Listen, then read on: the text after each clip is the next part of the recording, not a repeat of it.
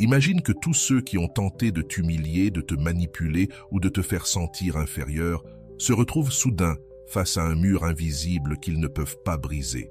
Ce mur, c'est ta transformation. C'est ton changement radical, ce traitement silencieux qui détruit leur ego sans cri ni vengeance. Ici, il n'y a pas de place pour la faiblesse, car le véritable pouvoir réside dans ton calme détermination, dans ton choix de ne pas leur donner ce qu'ils attendent, ta réaction. Ce que tu vas entendre aujourd'hui n'est pas un simple conseil, c'est un défi direct. Vas-tu continuer à nourrir l'orgueil de ceux qui t'ont blessé, ou vas-tu leur renvoyer en silence la leçon la plus dure de toutes? C'est le moment de prouver que ta valeur ne dépend de personne, et que ta meilleure vengeance, c'est ta supériorité émotionnelle. Avant de commencer, prends un instant et écris en commentaire. Dès aujourd'hui, je détruis l'ego avec calme.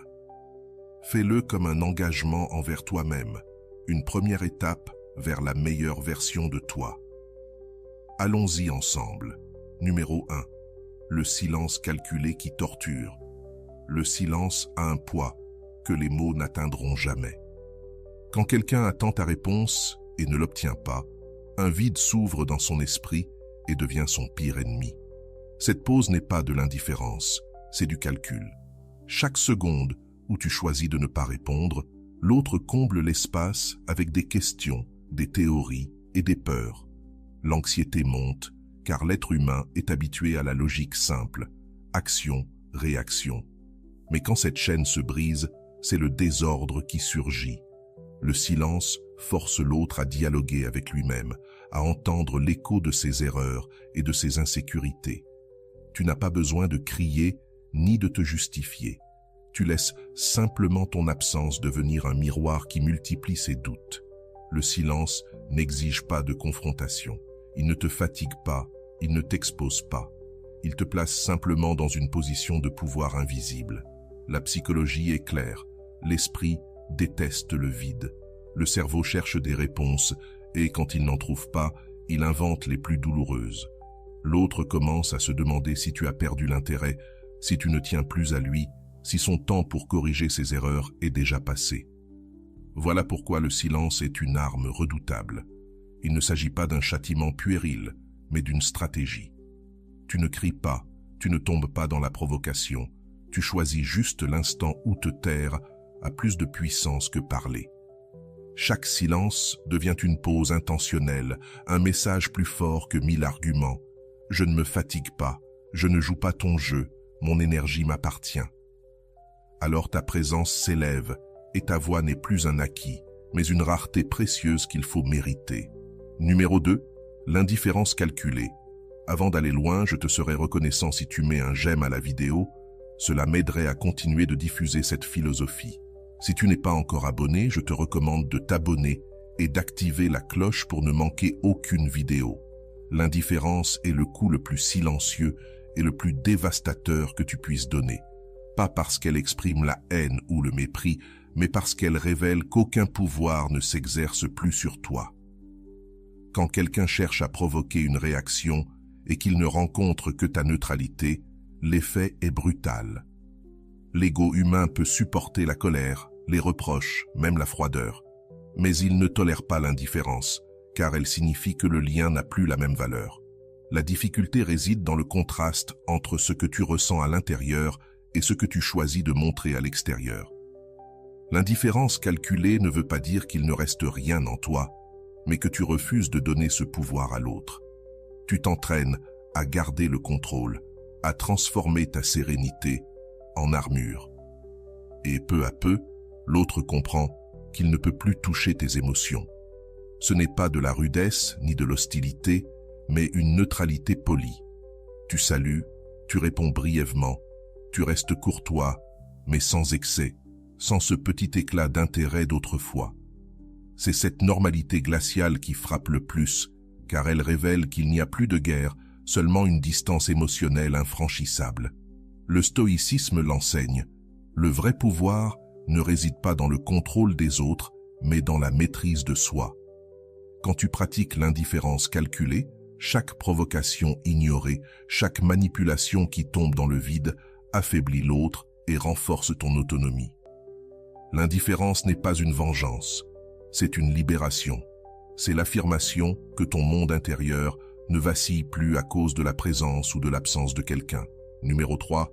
La froideur invisible comme arme silencieuse.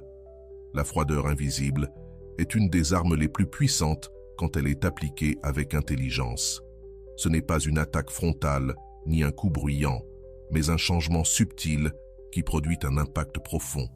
Cette froideur ne s'annonce pas, elle ne s'explique pas, elle se ressent. C'est quand quelqu'un, habitué à ton attention, à ta chaleur et à tes gestes de proximité, découvre soudain un vide glacial là où régnait ton énergie. C'est là que commence la vraie transformation. Tout à coup, il perçoit un vide qu'il n'arrive pas à déchiffrer. Il ne trouve pas de réponse claire, et cela l'oblige à regarder à l'intérieur de lui. Ce qui compte ici, ce n'est pas l'indifférence absolue ni le mépris ouvert, car cela provoque un rejet immédiat et suscite des défenses. La clé se trouve dans la cordialité, l'éducation et même une certaine amabilité, mais en retirant peu à peu la charge émotionnelle qui accompagnait autrefois chaque interaction. Il n'y a plus de sourire spontané, plus de messages que tu initiais, plus de regards chargés de complicité. Ce vide devient un miroir inconfortable où l'autre commence à projeter ses propres doutes. Ce qui est fascinant dans cette technique, c'est qu'elle ne t'épuise pas, car elle ne t'oblige ni à discuter, ni à te justifier, ni à défendre ta position. Au contraire, elle t'économise de l'énergie et te place dans une position de pouvoir silencieux. Celui qui attendait autrefois ta réaction reçoit désormais ta sérénité, et cette sérénité est bien plus troublante que n'importe quel cri. L'esprit humain supporte mal l'incertitude. Quand il ne reçoit plus les mêmes signes de sécurité qu'avant, il cherche des explications, la plupart du temps en lui-même. Alors, il se demande « Qu'ai-je fait ? En quoi ai-je échoué ? Pourquoi a-t-il changé son comportement ?» L'effet est multiplié, car pendant que toi tu retrouves ton calme et ton contrôle, l'autre vit la confusion. Il ne comprend pas si tu t'es éloigné par désintérêt, par colère, ou parce que tu as trouvé une autre source d'attention. Et ce mystère le déstabilise profondément. C'est un mouvement stratégique qui ne cherche pas la vengeance, mais l'équilibre. Tu te protèges de l'épuisement que provoque le fait de donner plus que tu ne reçois, tout en permettant à l'autre de faire face à ses propres actes. Mais cela demande une discipline émotionnelle. C'est résister à l'envie de donner des explications inutiles ou de retomber dans d'anciens gestes d'affection automatique. C'est apprendre à être présent sans distribuer constamment ton énergie. Chaque fois que tu décides de ne pas initier une conversation, chaque fois que tu conserves un geste neutre au lieu d'un sourire chaleureux, chaque fois que tu retires ton attention, tu envoies un message puissant sans dire un mot. Et ce message est clair. Ton attention n'est pas garantie. Ton énergie n'est pas inépuisable. Ta présence a de la valeur. Alors, l'autre, habitué à tout recevoir sans effort, ressent que quelque chose lui échappe. Ce vide l'oblige à commencer à apprécier ce qu'il tenait pour acquis. C'est là que cette froideur invisible devient une leçon, non seulement pour lui, mais aussi pour toi. Tu apprends à protéger tes ressources émotionnelles, à donner seulement lorsqu'il y a réciprocité et à te retirer lorsque ton offrande n'est pas reconnue.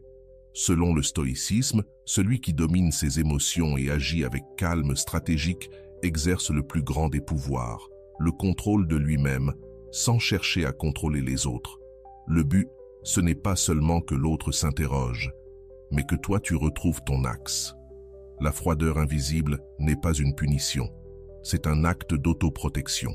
Elle t'offre un espace où tu ne réagis plus impulsivement, où tu ne cèdes plus ta paix à celui qui n'a pas su en prendre soin.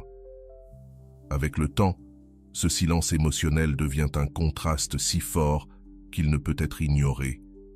Tandis que toi tu grandis en stabilité, l'autre s'enferme dans ses incertitudes. Et c'est là que réside la victoire silencieuse. Tu n'as pas besoin d'élever la voix, tu n'as pas besoin d'expliquer chacun de tes gestes. Il suffit de laisser ton changement parler pour toi. Car, quand ton énergie se replie avec fermeté, Le vide que tu laisses devient la présence la plus puissante. Numéro 4. Le dédain raffiné. Le dédain raffiné est un langage silencieux, mais plus éloquent que n'importe quelle dispute. Tu n'as pas besoin d'insultes ni d'explications.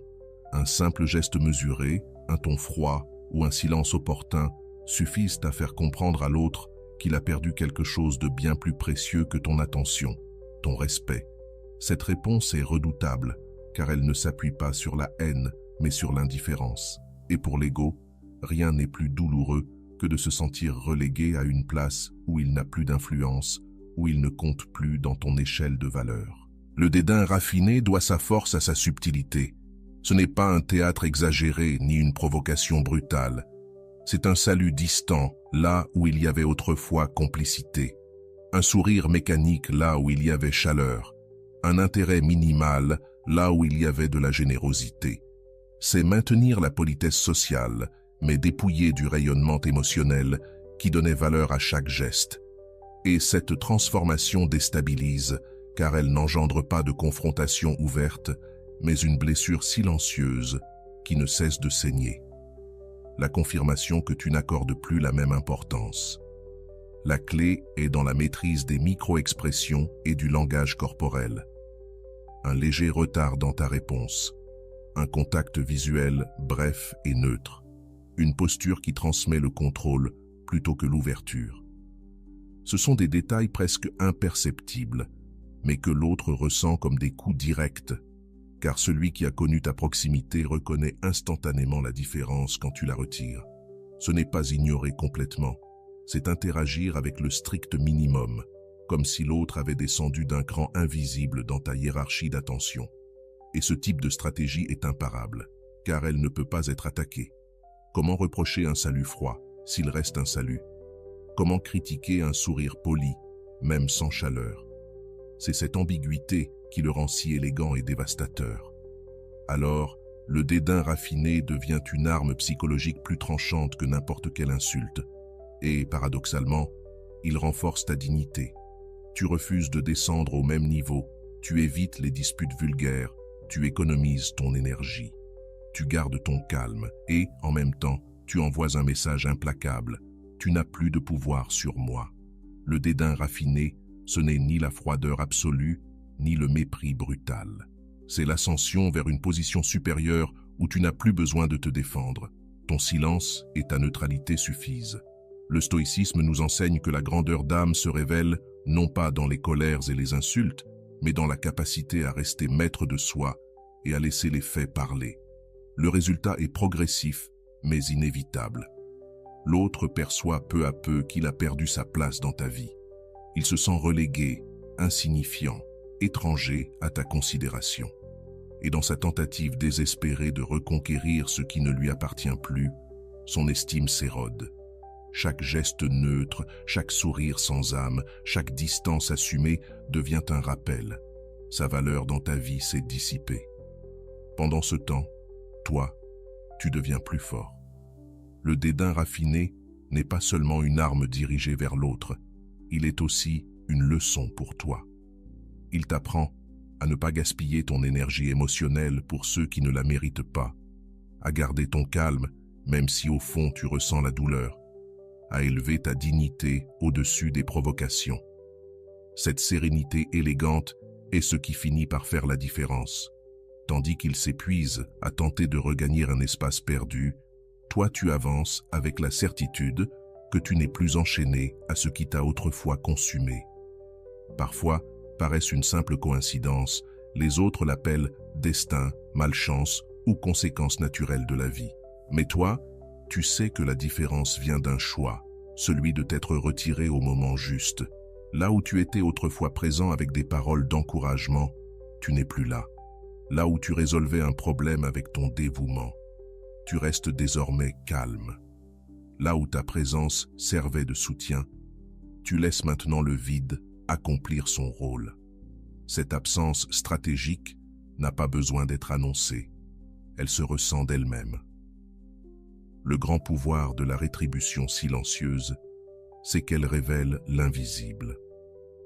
Lorsque tu étais là pour amortir les erreurs de l'autre, il ne voyait jamais le poids de tes efforts.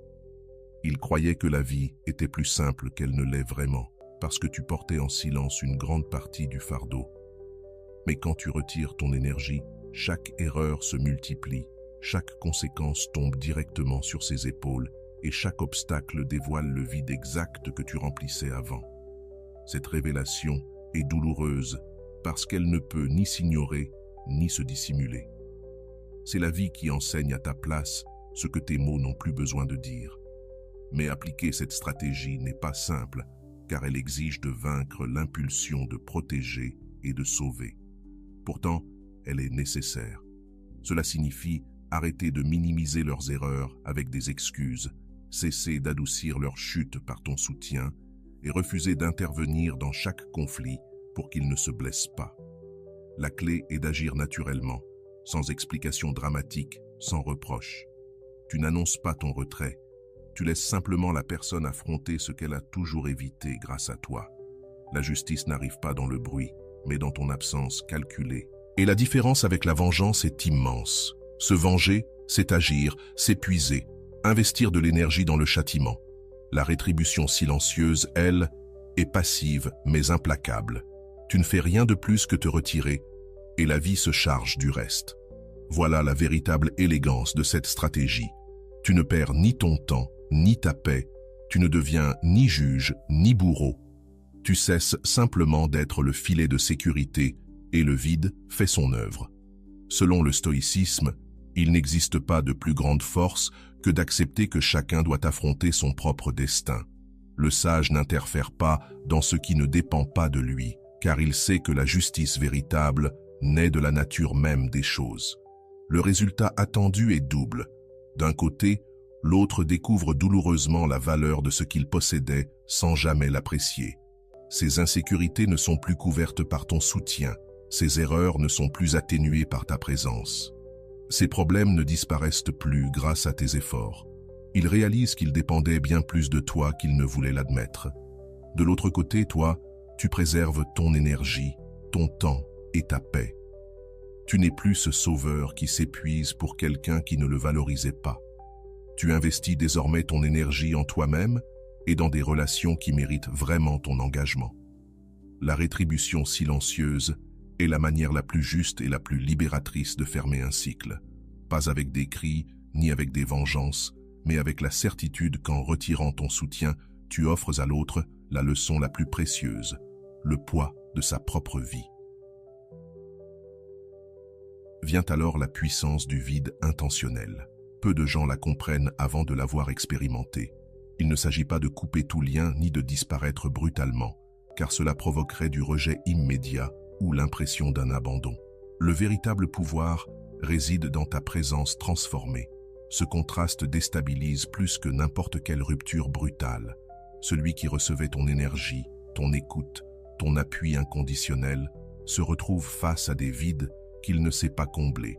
Ce vide agit comme un rappel silencieux de ce qui a été perdu, et il est bien plus douloureux qu'une absence totale, car ces espaces faisaient partie de l'identité même de la relation.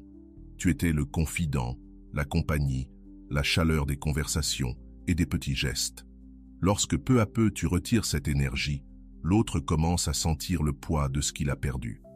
Ce n'est pas un abandon soudain, c'est un contraste qui, jour après jour, fait naître la nostalgie.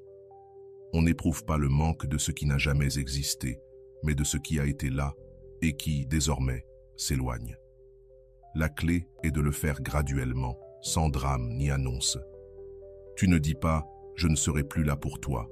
Tu le montres par chaque geste. Tu n'es plus le premier à répondre. Tu n'es plus celui qui se souvient de tout. Tu n'es plus ce refuge constant. Ta présence reste, mais elle n'a plus le même poids émotionnel. Et ce changement produit un écho que l'autre ne peut ignorer. Le vide intentionnel devient un miroir qui oblige l'autre à affronter sa propre dépendance.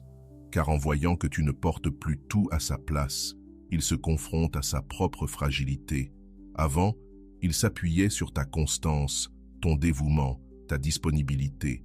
Désormais, ce support n'existe plus, et cela l'expose à une réalité inconfortable. Combien il dépendait de toi, et à quel point il tenait pour acquis ce que tu faisais. Ce constat est souvent dévastateur, car il ne ressemble pas à un rejet brutal, mais à un changement progressif qui fait mal un peu plus chaque jour. Et c'est là que réside sa puissance. Appliquer cela demande de la précision et du calme. Ce n'est pas un châtiment, ni une manipulation, mais une libération. C'est l'acte de récupérer ton énergie gaspillée dans un échange inégal. Si tu étais le conseiller permanent, laisse-le chercher ses propres réponses. Si tu étais toujours disponible pour chaque conversation, apprends à espacer tes réponses et à te consacrer à tes propres projets. Si tu étais celui qui réglait tout, laisse-le affronter les conséquences de ses choix. Chaque retrait stratégique est une pièce en moins dans le puzzle que tu soutenais autrefois. Et selon le stoïcisme, en retirant le superflu et en cultivant le détachement, on se rappelle que la véritable force est de ne dépendre de rien ni de personne pour conserver sa paix intérieure. Le résultat est clair. L'autre, incapable de remplir ce vide, finit par comprendre ce qu'il a perdu. Cette nostalgie n'est pas celle d'un objet ou d'une habitude, mais d'une version de toi qui n'est plus disponible.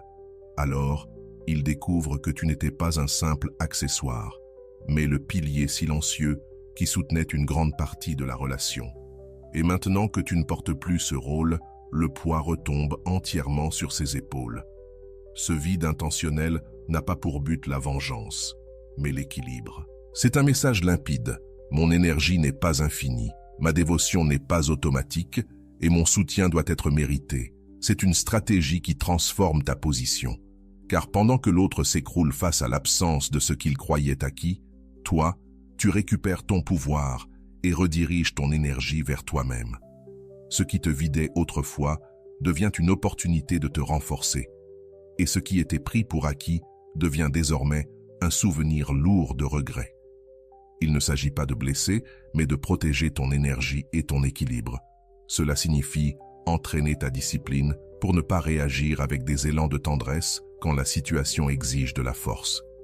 C'est résister à la tentation de retomber dans ce cycle d'appui illimité que l'autre croyait déjà acquis. À la place, tu choisis consciemment de garder ta maîtrise. Cette maîtrise, dépouillée d'émotions excessives, devient alors ton bouclier le plus solide. L'appliquer demande de la précision. Ce n'est pas de l'indifférence totale, ni une absence définitive, mais la capacité de réguler quand et comment tu réponds avec une froideur contrôlée. Après une dispute, là où tu aurais autrefois cédé avec douceur, tu maintiens désormais un ton poli mais distant. Dans un moment où l'autre cherche refuge, tu offres des paroles mesurées, sans la chaleur que tu donnais avant. Cette dureté devient un rappel silencieux. Tu n'es plus disponible de la même manière. Ce contraste désarme, car il ne s'agit pas d'un rejet absolu, mais d'une nouvelle façon d'être qui change les règles. L'autre sent qu'il a perdu sa boussole émotionnelle.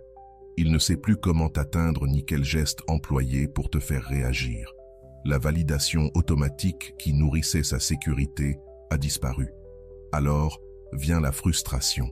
Il réalise que sa capacité de te manipuler émotionnellement est réduite à néant, car désormais, tu contrôles totalement ta réponse.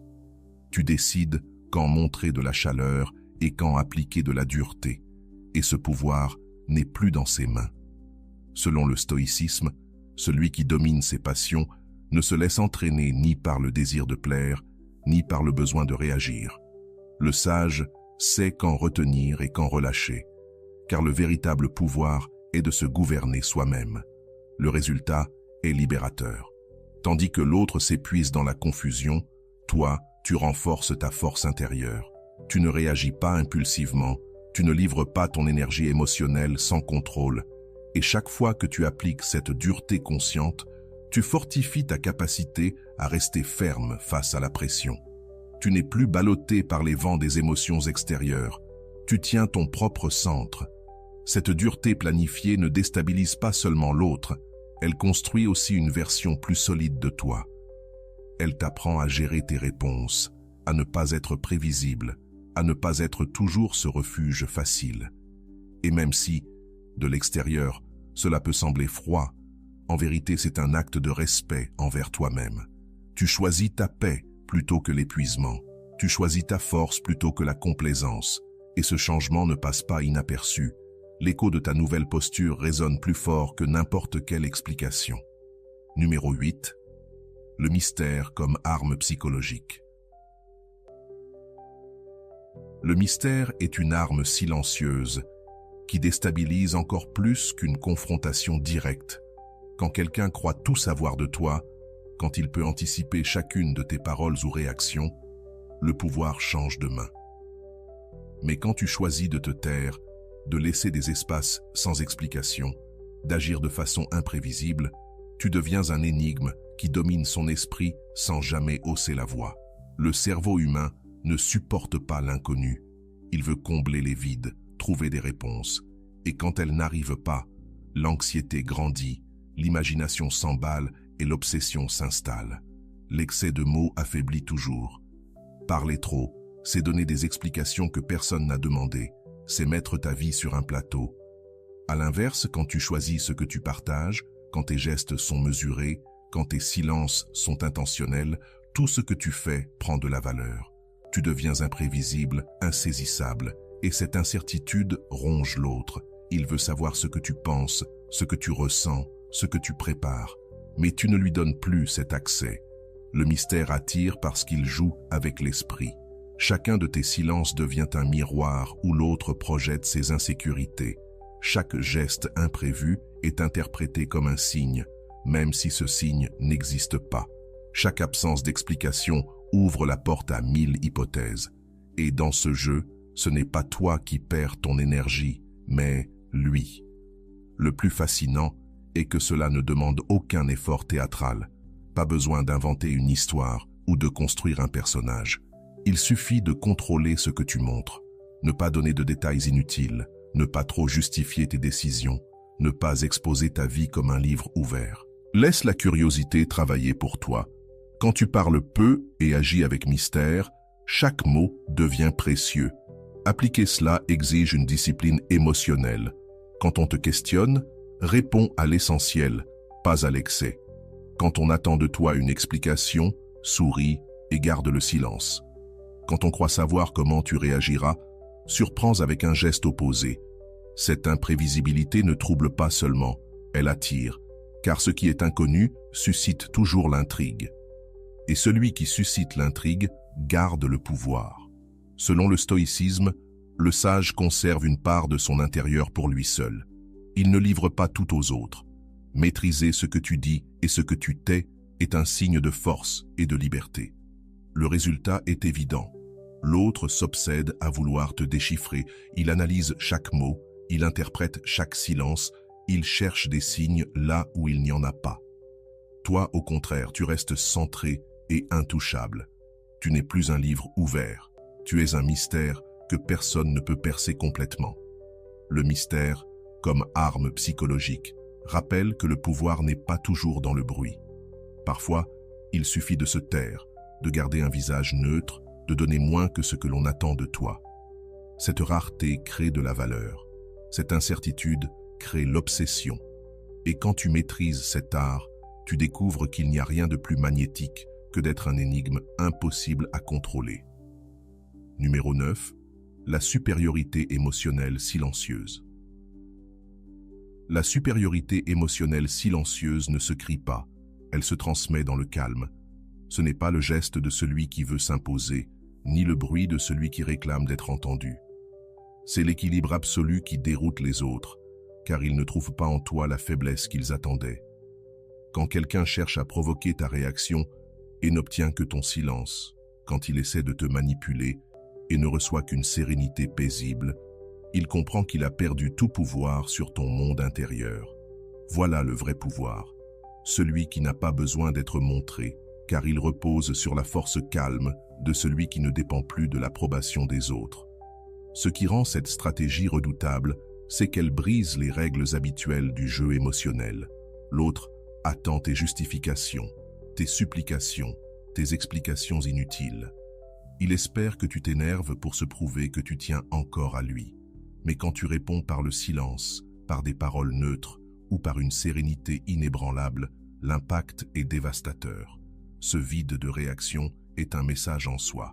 Tu ne cherches plus de validation, tu ne te bats plus, Tu n'as plus besoin que quelqu'un confirme ta valeur.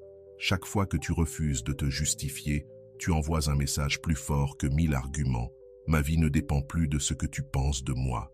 Cette paix devient un respect automatique. L'autre comprend que son pouvoir est éteint. Et toi, tu t'élèves. Car le véritable triomphe de la supériorité émotionnelle silencieuse, c'est qu'elle ne demande aucun artifice. Pas besoin de feindre l'indifférence. Elle se vit, elle s'incarne dans ton calme. N'invente pas une posture de froideur. Choisis simplement de ne pas t'épuiser dans des démonstrations inutiles. Reste ferme, écoute si c'est nécessaire. Réponds seulement ce qu'il faut ou choisis même le silence absolu. Chaque geste de ta part devient une preuve d'autocontrôle. Et cette capacité à rester serein face à la tempête parle plus fort que n'importe quel discours. La clé est de résister à la tentation d'entrer dans le même terrain où l'on t'attendait auparavant. Quand quelqu'un te lance des critiques, tu attends avec calme. Quand on essaie de te manipuler par des reproches, tu refuses de céder. Quand on tente de provoquer ta colère, tu restes en équilibre. Non pas parce que tu ne ressens rien, mais parce que tu choisis quelle émotion montrer et laquelle garder pour toi. Voilà l'essence du contrôle. Choisir ta réponse au lieu d'être emporté par des impulsions. Selon le stoïcisme, la grandeur du sage se mesure à sa capacité de ne pas être troublé par ce qui est externe. Ce n'est pas de l'insensibilité, mais une liberté intérieure. Celui qui domine son esprit ne dépend pas des compliments et ne s'effondre pas devant les critiques. Il sait que sa valeur ne réside pas dans l'opinion des autres, mais dans la fermeté de son caractère. Le résultat est profond. Les autres perçoivent, même sans le dire, qu'ils n'ont plus de pouvoir sur toi.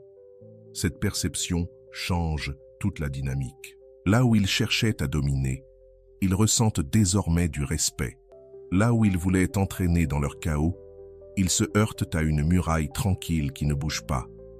Et tandis qu'ils s'épuisent à chercher comment garder le contrôle, toi, tu profites de ta liberté intérieure. La supériorité émotionnelle silencieuse est en réalité un rappel que tu n'as pas besoin de gagner des discussions ni de prouver qui tu es par des cris. Ton calme est déjà une déclaration, car pendant que d'autres gaspillent leur énergie à convaincre ou à manipuler, toi, tu investis la tienne pour grandir, préserver ta dignité et protéger ta paix. Et cette différence ne protège pas seulement ton esprit, elle élève aussi ton statut, inspire le respect et brise toute possibilité de retomber dans des dynamiques de dépendance émotionnelle. Numéro 10.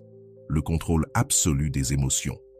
Le contrôle absolu des émotions est l'état le plus élevé auquel tu puisses aspirer. C'est ce moment où ton monde intérieur devient un territoire sacré que personne ne peut envahir. Cela signifie que tu ne vis plus à la merci des actions d'autrui, ni des mots, ni des provocations. Tu ne réagis plus par des impulsions que tu regrettes ensuite. Au contraire, tu décides comment, quand et pourquoi répondre. Et cette liberté ne s'achète pas avec des discours, elle se conquiert avec de la discipline, de la patience et une pratique constante. Le véritable pouvoir naît lorsque tu cesses de vouloir démontrer et que tu commences à habiter ta propre paix. La froideur, le silence, l'indifférence, le vide, la fermeté, le dédain et la rétribution silencieuse ne sont pas des armes isolées, ce sont des marches qui t'entraînent à te blinder. Chacune de ces stratégies a une fonction. T'apprendre à résister à la manipulation, à désarmer l'autre sans gaspiller ton énergie, à conserver ta dignité au milieu du conflit. Et lorsque tu les intègres, elles cessent d'être des actes forcés pour devenir une seconde nature, une manière d'exister dans le monde. Ce qui autrefois te faisait réagir immédiatement t'invite désormais à respirer. Ce qui te secouait auparavant effleure à peine la surface de ta tranquillité. Et c'est dans ce contraste que tu découvres que la véritable force n'a jamais consisté à contrôler les autres, mais à être le maître absolu de toi-même. Celui qui atteint cet état devient magnétique, car il transmet une paix si solide qu'elle déstabilise et attire en même temps. La clé pour y parvenir réside dans la pratique quotidienne. Il ne s'agit pas de feindre l'indifférence un jour, mais d'entraîner ton esprit jusqu'à ce que chaque technique coule naturellement. Quand tu choisis le silence, tu le fais sans colère, seulement avec intention. Quand tu appliques la froideur, ce n'est pas avec du ressentiment, mais avec de l'autocontrôle. Quand tu retires ton énergie, ce n'est pas pour punir, mais comme un acte naturel de protection. Et c'est dans cette cohérence que naît l'invulnérabilité. Car tu n'agis plus pour que l'autre remarque ton pouvoir, tu agis parce que ta paix intérieure est devenue ta priorité. Ce chemin n'est pas facile, car il exige de vaincre ton plus grand ennemi, ton propre élan de réagir. Cela demande de mordre ta langue quand tu veux parler de trop, de garder ton visage ferme quand tu voudrais montrer ta douleur, de respirer quand tu voudrais crier. Mais chaque fois que tu choisis l'autocontrôle, tu renforces un muscle invisible qui se développe avec la pratique. Un jour, tu découvres que ce qui te dominait autrefois n'a plus aucun effet sur toi. Selon le stoïcisme, le sage est celui qui transforme son esprit en forteresse imprenable. Rien d'externe ne le perturbe, car il sait que sa dignité ne dépend pas des autres, mais de la manière dont il gouverne ses propres émotions. Le résultat est transformateur, tu deviens émotionnellement invincible. Plus aucune manipulation ne peut t'emporter, aucun assaut ne peut voler ta paix, aucun éloge ne peut t'enchaîner. Tes émotions cessent d'être des marionnettes entre les mains des autres pour devenir ton bien le plus précieux. C'est alors que tu comprends que la dignité et l'estime de soi ne dépendent pas de validation externe, elles naissent de la certitude que tu contrôles ton monde intérieur. Ce contrôle absolu ne te rend pas froid ni distant, mais sélectif et libre. Il t'offre la capacité de choisir où investir ton énergie, à qui ouvrir ton cœur et dans quelle cause placer ta force. Et lorsque les autres perçoivent que rien ne peut te briser, ta tranquillité devient un aimant, un pouvoir silencieux qui inspire le respect, même chez ceux qui voulaient te déstabiliser. Le domaine des émotions n'est pas une destination, mais une habitude. Chaque jour où tu choisis de ne pas réagir, chaque fois que tu réponds avec calme, tu construis cette armure invisible. Et vient un moment où tu n'as plus besoin de la démontrer. Ta simple présence suffit à montrer que rien d'externe ne dicte ton état intérieur. Voilà le véritable triomphe, la liberté définitive. Et voilà, j'espère que vous avez trouvé beaucoup de valeur dans cette vidéo. Merci d'être resté jusqu'à la fin de cette vidéo. J'adore quand vous faites ça. Si vous voulez une autre vidéo sur ce sujet, écrivez en commentaire, j'en veux encore plus. J'espère vous revoir dans une autre vidéo. Merci pour ton temps, prends soin de toi et à bientôt.